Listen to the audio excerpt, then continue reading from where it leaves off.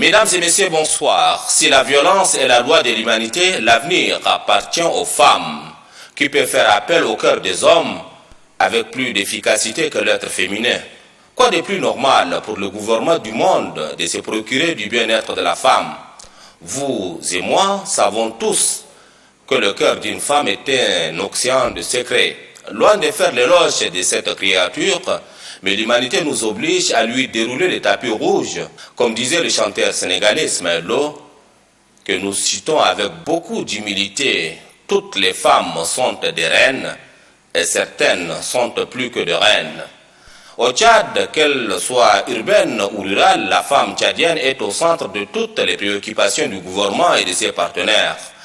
Et si aujourd'hui, le gouvernement l'a rétabli dans ses droits, ce n'est qu'une justice rendue à la mère de la nation tchadienne. Fidèle à ses engagements, le Tchad a souscrit à plusieurs instruments juridiques internationaux, parmi lesquels la Convention sur l'élimination de toutes les formes de discrimination à l'égard des femmes, la validation de la politique nationale genre et la preuve tangible et la volonté affichée du gouvernement d'œuvrer pour le respect du principe d'égalité entre les sexes.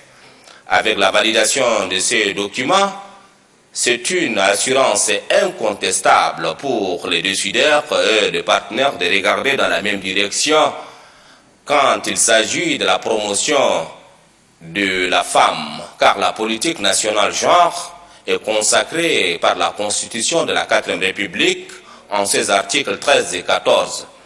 Ainsi, les plus hautes autorités du pays ont prouvé aux yeux du monde que le Tchad est tout d'abord un état de droit et la femme est au cœur de toutes les actions gouvernementales, voire une actrice incontournable du développement. Avec le lancement du plan d'action quinquennal de la politique nationale genre, nous disons que toute la République s'est mobilisée. Cette mobilisation n'est pas seulement pour dire non à la violence dont celle-ci est victime souvent, mais aussi et surtout de débarrasser le Tchad d'ici 2030 de toutes les formes d'inégalité et de violence basées sur le genre. Il m'est aussi indispensable de rappeler que la 4e République a consenti d'importants efforts pour le développement du Tchad. À cet effet, nous citons le programme national de développement en cours amorcé à travers le programme d'action prioritaire. Au rang des priorités, la nécessité de conduire les politiques publiques de manière à assurer l'égalité entre les femmes et les hommes à l'image des directives contenues dans la lettre de cadrage budgétaire 2019.